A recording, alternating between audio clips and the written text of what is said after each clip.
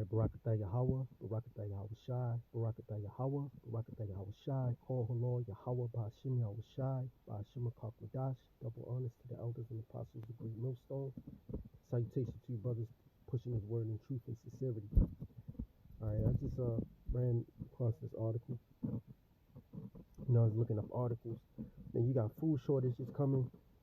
You know, it's a lot of things happening, man. A lot of people just bugging out doing things, you know, in the news.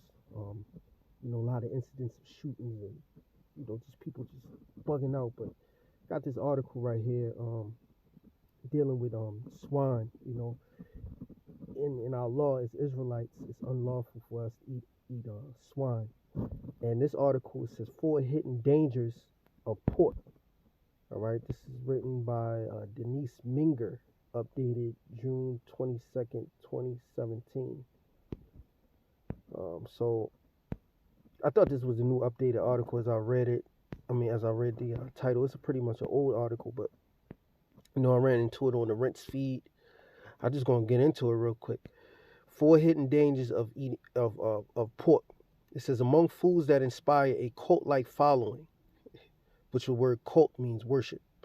All right, a cult-like following. It says pork often leads the pack, as evidenced by the 65% of Americans eager to name bacon the country's national food. Yeah, because, you know, I have all of these commercials, you know, it's always the Baconator or the, you know, you got the McRib, you know, all types of, they always marketing pork. It's a major industry. Smithfield, you got a company called Honey Ham, you know, like the article says, cult-like following. All right, there's a lot of businesses. There's a lot of businesses that you know, market pork. All right, it says unfortunately the popularity comes at a cost. It says along with being the most commonly consumed meat in the world, pork may also be one of the most dangerous, carrying some important under discussed risks that any consumer should be aware of. Put this on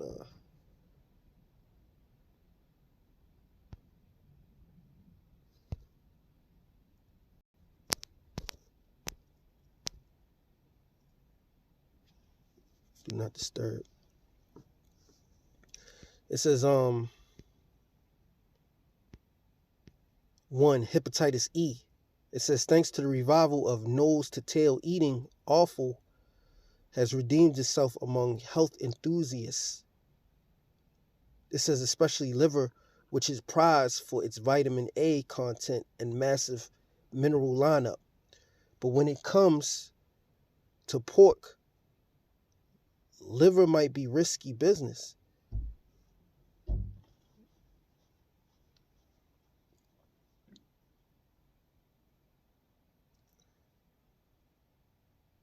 It says in developed nations, pork liver is the top food-based transmitter of hepatitis E, a virus that infects 20 million people each year and can lead to acute liver fever, fatigue, jaundice, vomiting, joint pain, and stomach pain, enlarged liver, and sometimes liver failure and death.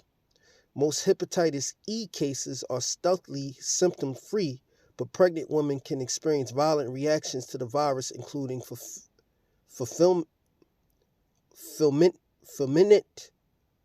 hepatitis, rapid onset liver failure, and a high risk of both maternal and fetal mortality.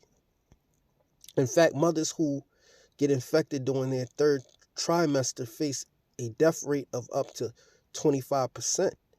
In rare cases, hepatitis E infection can lead to myocarditis. It says an inflammatory heart disease, acute pancreatitis, painful inflammation of the pancreas, neurological problems including Guillain-Barré syndrome, and neurologic amyotrophy. It says blood disorders and musculoskeletal problems such as elevated creatine phosphokinase. Nice. I can't pronounce that. Kinase.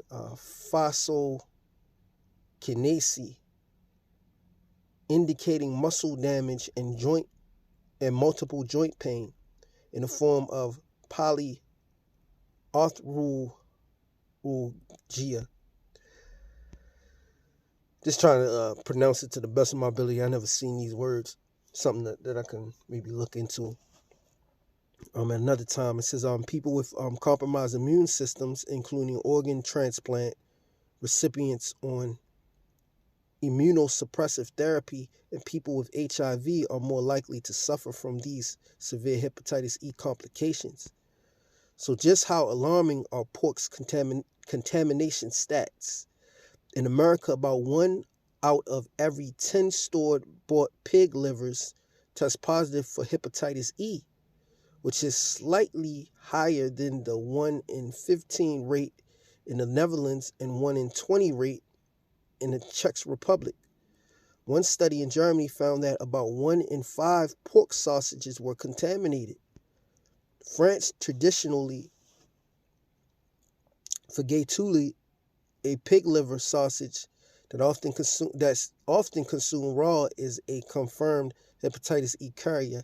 In fact, in the region of France where raw or rare pork is a common delicacy, over half the local population shows evidence of hepatitis E infection. Damn. Japan too is facing rising hepatitis E concerns as pork gains popularity, and in the UK, hepatitis E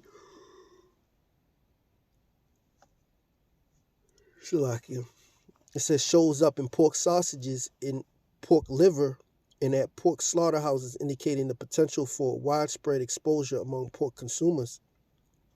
It might be tempting to blame the hepatitis E epidemic on commercial farming practices, but in the case of the pig, wilder doesn't mean safer. Hunted boars, too, are frequent hepatitis E carriers, capable of passing on the virus to game-eating humans. Apart from total pork abstinence, the best way to slash hepatitis E risk is in the kitchen. This stubborn virus can survive the temperature of rare cooked meat, make high heat the best weapon against infection. For virus deactivation, cooking pork products for at least 20 minutes to the eternal temperature of 71%. Let me jump down real quick. So hepatitis E, you got to deal with when you're eating the pork. This is, the second one is multiple sclerosis. This is one of the most surprising risks associated with pork. One that received remarkable little airtime is multiple sclerosis, a devastating autoimmune condition involving the central nervous system. The robust link between pork and multiple sclerosis has been known at least since the 1980s, when researchers analyzed the relationship between per capita pork consumption and multiple sclerosis across dozens of countries. While pork-adverse nations like Israel and India were nearly spared from MS's degenerative grip, more liberal consumers such as West Germany and Denmark face sky-high rates. In fact, when all countries were considered, pork intake and multiple sclerosis showed a whopping correlation. Let's jump down. So you got multiple sclerosis. You got hepatitis E. Liver cancer and cirrhosis. It says liver problems tend to trail closely on the heels of some predictable risk factors, namely hepatitis B and C infection, exposure to aflatoxins, a carcinogen produced by mold, and excessive alcohol intake. But buried in the scientific literature is another potential scourge of liver health pork. For decades, pork consumption has faithfully echoed liver cancer and cirrhosis rates between the world. In multi-country analysis, the correlation between pork and cirrhosis mortality clock in at 0.40 using 1965 data.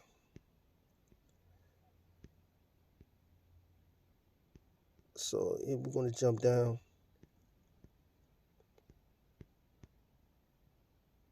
Here's something else. It says Yersinia. For years, pork's precautionary motto was well done or bust, a consequence of fears about trichinosis, a type of roundworm infection that ravished pork consumers throughout much of the 20th century. Thanks to changes in feeding practices, farm hygiene, and quality control, pig-borne trichinosis has dropped off the radar, inviting pink pork back onto the menu. But pork relaxed heat rules may have opened the door for a different type of infection. Yersinia, which is caused by Yersinia bacteria. In the U.S. alone, Yersinia caused 35 deaths and almost 117,000 cases of food poisoning each year. Its chief entry route for humans is uncooked pork. It says Yersinia, acute symptoms are rough enough: fever, pain, bloody diarrhea. But its long-term consequences are what should really ring alarm bells. Victims of Yersinia poisoning face a 47-time higher risk of reactivated arthritis, a type of inflammatory joint disease triggered by infection. Even children become post-Yersinia arthritis targets, sometimes requiring chemical synervectomy, the injection of oxalic acid into a troubled joint to relieve persistent pain. That sounds like something that's no joke. I'll read the summary to this. It says uncooked pork can transmit Yersinia bacteria, causing short-term illness and raising the risk of reactivated arthritis, chronic joint conditions, Graves' disease, and other complications. In conclusion, so should health-savvy omnivores scrap pork from the menu? The jury is still out. No, well, what the scriptures say. We'll go into what the scriptures say. It says, worse, many diets and diseases studied lump pork together with other types of red meat, diluting whatever associations might exist with pork alone. Well, pork is one of the worst things that you can eat, all right? And especially if you're an Israelite, all right? The commandment went out that you shouldn't eat it. This is the book of Leviticus 11:1. It says, and the Lord spake unto Moses and Aaron, saying unto them, speak unto the children of Israel, saying, these are the beasts which ye shall eat among all the beasts that are on the earth. Whatsoever parteth the hoof, and is cloven footed, and cheweth the cud among the beasts, that shall ye eat. Right? The Most High gave a specific commandment for Moses and Aaron to give unto the children of Israel. Right above it says laws about animals for food. It says whatsoever, verse 3, whatsoever parteth the hoof and is cloven footed and cheweth the cud among the beasts, that shall ye eat. Nevertheless, these shall ye not eat of them that chew the cud, or of them that divide the hoof, as the camel, because he cheweth the cud, but divideth not the hoof, he is unclean unto you. And the coney, because he cheweth the cud, but divideth not the hoof, he is unclean unto you. And the hare, because he cheweth the cud, but divideth not the hoof, he is unclean unto you. Verse 7, And the swine, though he divideth the hoof, and be clothed footed, yet he cheweth not the cud. He is unclean to you. All right. It says, of their flesh shall ye not eat, and their carcass shall ye not touch. They are unclean to you. So you mentioned the camel, the coney, right? The hare, which is like a rabbit. The swine. All right. The swine don't eat grass. All right. It's clothing footed, and it don't chew the cud. All right. It divideth the hoof, but it's unclean. All right. It's unclean, especially Israel. You see what the nations are dealing with as they eating it. They're getting jacked up. They showing those signs of hepatitis E, so on and so forth. Now, what the Christians go to, I believe, let me see if I can find it real quick.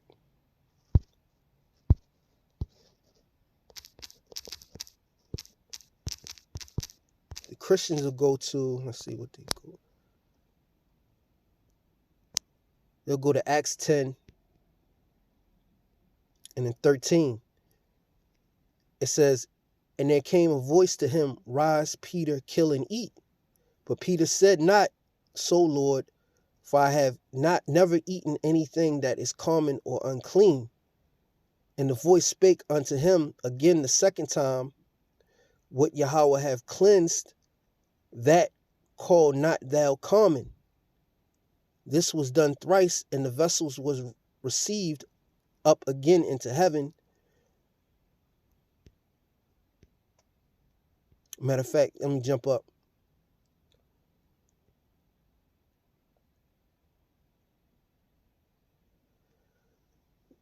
Acts 10 and 9, it says, on the morrow, as they went on their journey and drew nigh unto the city, Peter went up upon the housetop to pray about the 6th hour, and he became very hungry and would have eaten. But while they made ready, he fell into a trance and saw heaven open and a certain vessel descending unto him, as it had been a great sheet knit at the four corners and let down to the earth, wherein were all manner of four-footed beasts of the earth, and wild beasts, and creeping things, and fowls of the air. And it says, and there came a voice to him, rise, Peter, kill and eat. But Peter said, not so, Lord, for I have never eaten anything that is common or unclean. Yeah, so, you have Christians that try to use this scripture right here, in reference to Peter, and they try to say that Peter was told that, I'll read it, I'll continue reading it. It says, and the voice spake unto him again the second time, it says, what the Most High have cleansed, that call not thou common. All right, so they try to use that to justify that you could eat anything, because Peter was told, what the Most High have cleansed, that call not thou common. All right, they try to use that scripture, Let me jump back real quick to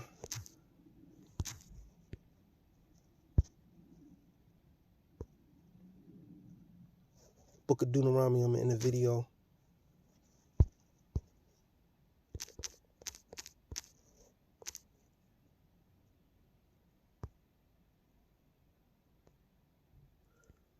Deuteronomy 4:14 and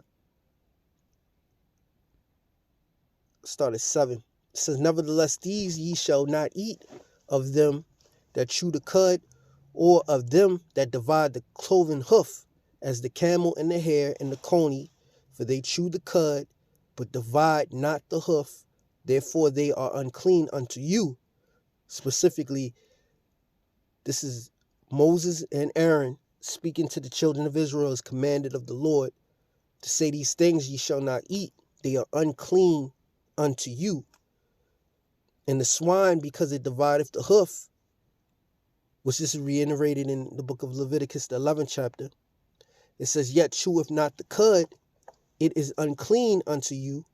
Ye shall not eat of their flesh, nor touch their dead carcasses.